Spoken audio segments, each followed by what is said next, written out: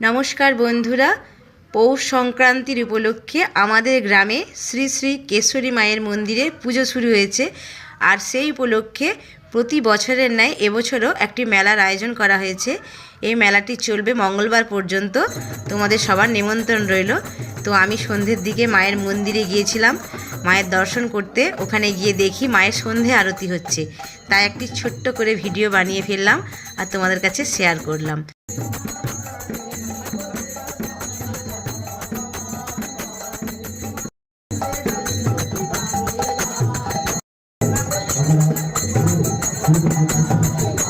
সন্ধে আরতির পর আবার দেখলাম শুরু হয়ে গেল মায়ের আতশবাজি প্রদর্শনী। বিভিন্ন রকমের আতশবাজি ছিল, জলবাজি, স্থলবাজি, অনেক রকমের বাজি। তারই কিছু অংশ আমি তোমাদের দেখাবার চেষ্টা করছি। দারুণ!